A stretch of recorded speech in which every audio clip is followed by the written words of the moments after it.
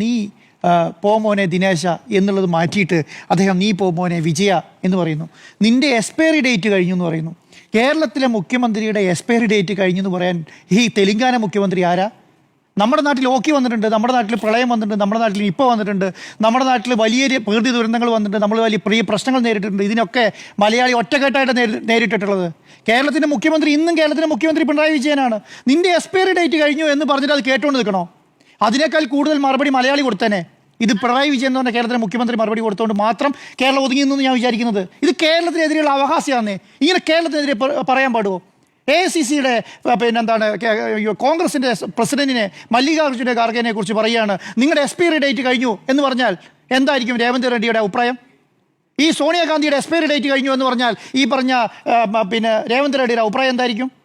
കേരളത്തിൻ്റെ മുഖ്യമന്ത്രിയാണ് അപമാനിക്കുന്നത്, കേരളത്തെയാണ് അപമാനിക്കുന്നത്. വാക്കുകൊണ്ട് മാത്രമല്ല പറയുന്നത്, ലെറ്ററിൽ എഴുതി അയക്കുകയാണ്. പോ മോനെ വിജയ, പോ മോനെ വിജയ എന്ന് പറയുമ്പോൾ കേരളത്തിൻ്റെ മുഖ്യമന്ത്രി എന്ന് പറയുന്നത് നമ്മുടെ ഓരോരുത്തരും മുഖ്യമന്ത്രിയാന്നേ.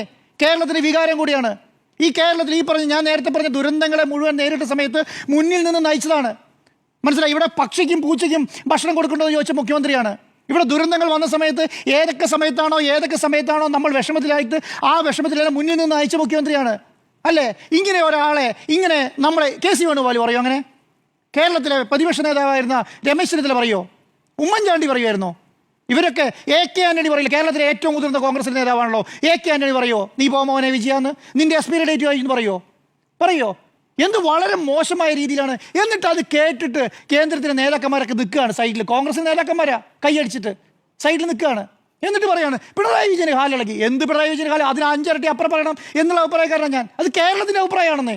അത് കേരളം അങ്ങനെ ഒരു മറുപടി ഈ പറഞ്ഞ രേവന്ത് റെഡ്ഡിക്ക് കൊടുത്തിട്ടില്ലെങ്കിൽ പിന്നെ കേരളം ഇല്ല എന്നുള്ളത്. നമ്മൾ എല്ലാ സംവിധാനങ്ങളെ എതിർത്ത് അങ്ങനെയാണ്. നമ്മൾക്കെതിരെ ഒരു അറ്റാക്ക് വരുന്ന സമയത്ത് നമ്മൾ എല്ലാ കാലത്തും ഒറ്റക്കെട്ടാണ്. നരേന്ദ്രമോദി വന്ന സമയത്ത് സൊമാലിയാണ് കേരളം എന്ന് പറഞ്ഞിട്ട് എന്താ സംഭവിച്ചത്? കേരളത്തിൽ എങ്ങനെയൊക്കെ ഇന്ത്യയുടെ പ്രധാനമന്ത്രി സൊമാലിയാണ് കേരളം എന്ന് പറഞ്ഞപ്പോൾ എന്താ സംഭവിച്ചത്? അപ്പം ഇതൊക്കെ കേട്ട് നിൽക്കുമെന്നാണ് വിചാരിക്കുന്നത്. ഇത് കോൺഗ്രസിൻ്റെ ഭാഗത്തു നിന്നാണ് കേട്ടോ. ഇത് BJPയുടെ ഭാഗത്തു നിന്നല്ല, ഇത് കോൺഗ്രസിൻ്റെ ഭാഗത്തു നിന്നാണ്. കഴിഞ്ഞ 2 ആഴ്ചയായിട്ട് രേവന്ത് റെഡ്ഡി കേരളത്തിലാണ്. കേരളത്തിലെ മുഖ്യമന്ത്രിയാണ്, ഇന്ത്യയിലൊരു മുഖ്യമന്ത്രിയാണ്, കേരളത്തിലാണ്. എന്താണ് ചെയ്യുന്നത്? കേരളത്തിലെ പത്രങ്ങളിൽ മുഴുവൻ പരസ്യം കൊടുക്കുന്നു. തെലുങ്കാനയുടെ പരസ്യം, ആവശ്യത്തിൽ കൂടുതൽ പണം ഒഴുക്കുന്നു കേരളത്തിൽ. എന്നിട്ട് പുള്ളി തന്നെ നേതൃത്വം വഹിക്കുകയാണ് കേരളത്തിൽ ഈ കോൺഗ്രസ് നേതാക്കന്മാരില്ലാത്തതുകൊണ്ടാ? ഇദ്ദേഹത്തെ കൊണ്ട് എന്തിനാണ് ഇങ്ങനെ പറയിപ്പിക്കുന്നത്? പിണറായി വിജയൻ്റെ എക്സ്പയറി ഡേറ്റ് കഴിഞ്ഞു എന്നുള്ള കേരളത്തെ ബോധിപ്പിക്കണം. അത് ഇവരാരും ബോധിപ്പിക്കേണ്ട കാര്യമില്ല. 82ാമത്തെ വയസ്സിൽ VS അച്യുതാനന്ദൻ കേരളത്തിലെ മുഖ്യമന്ത്രി ആളാണ്. 82ാമത്തെ വയസ്സിൽ ഇദ്ദേഹത്തിന് 80 വയസ്സേ ആയിട്ടുള്ളൂ. മനസ്സിലായി? ഇത് അച്യുതാനന്ദൻ മുഖ്യമന്ത്രി ആവുന്ന സമയം നോക്കുകയാണെങ്കിൽ ഇനി 2 വർഷം കൂടി ഉണ്ട് ഇല്ലേ?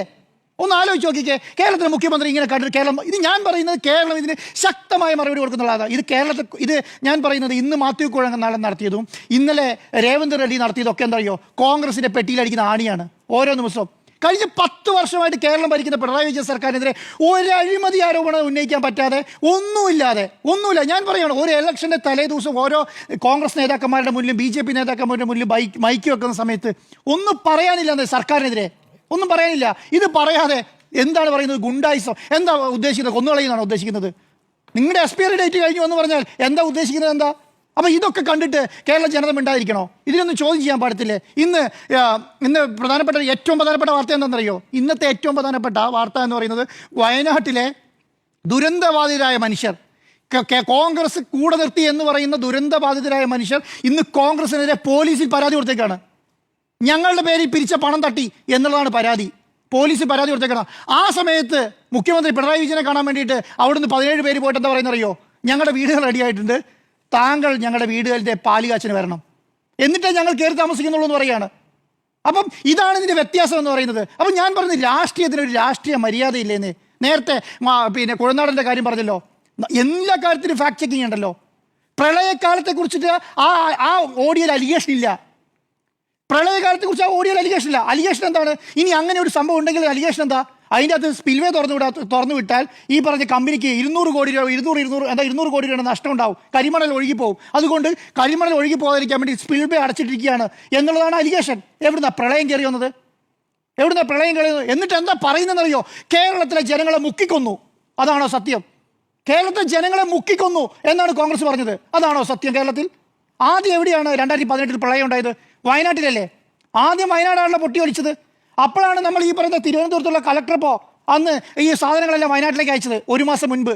അന്ന് ഏത് ഡാം തുറന്നു വിട്ടിട്ടാ? അല്ല sorry, collector mayor bro Prashanth. അപ്പം അത് ഏത് ഡാം തുറന്നു വിട്ടിട്ടാ? നിങ്ങൾ എല്ലാവരും പറയും കേരളത്തിലെ ജനങ്ങൾക്ക് എന്താണ് കേരളത്തിൽ പ്രളയത്തിൽ നടന്നതെന്നുള്ളത് ക്ലാരിറ്റിയോടുകൂടി അറിയാലോ, ക്ലാരിറ്റിയോടുകൂടി അറിയാം. ആ സ്ഥലത്ത് വന്നിട്ട് പച്ച നുണ, അടുത്ത കാലത്ത് കോൺഗ്രസ് പറഞ്ഞതിൽ വെച്ച് ഏറ്റവും പച്ച നുണ പറയാണ്. അങ്ങനെ എന്താ പ്രളയത്തിൽ കേരളത്തിലെ ജനങ്ങളെ ഏത് ഇടതുപക്ഷ സർക്കാർ മുക്കിക്കൊന്നു എന്നുള്ളത്. ഇത് വിശ്വസിക്കണോ? ഇലക്ഷന്റെ തലേദിവസമാണേ, ഇലക്ഷന്റെ തലേദിവസം ഇന്നേ വരെ കേൾക്കാത്ത ഒരു ആരോപണമായിട്ട് വരികയാണ്. ഇന്നേ വരെ കേൾക്കാത്ത ആരോപണം.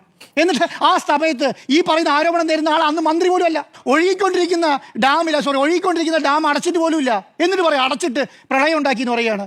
അപ്പോൾ ഇതൊന്നും നോക്കാതെ കണ്ണും പൂട്ടി വന്ന് ഇതിനാണെന്നേ പച്ച മലയാളി നുണ എന്ന് പറയുന്നത്. ഈ നുണയെ കുറിച്ച് ഇലക്ഷന് തലേ ദിവസവും വന്ന് നുണ പറഞ്ഞിട്ട് പറയുകയാണ് ഇങ്ങനെ എന്ന് പറയുന്നത്. എന്നിട്ട് പിന്നെ ഭീഷണിയാണ്, ഞങ്ങൾ വിജയ പൊയ്ക്കോ ഇല്ലെങ്കിൽ കാര്യത്തിൽ തീരുമാനമാവുന്നുള്ളത്. കൃത്യമായ മറുപടി പിണറായി വിജയൻ കൊടുത്തു എന്നുള്ളതുകൊണ്ട് അതുകൊണ്ട് കേരളം അടങ്ങി നിന്നു എന്നുള്ളത് കണക്കാക്കിയാൽ മതി. ഇതിനുള്ള മറുപടി ക്ലാരിറ്റിയോടുകൂടി കോൺഗ്രസിന് കൊടുക്കും എന്നുള്ള കാര്യത്തിൽ സംശയമാണ്.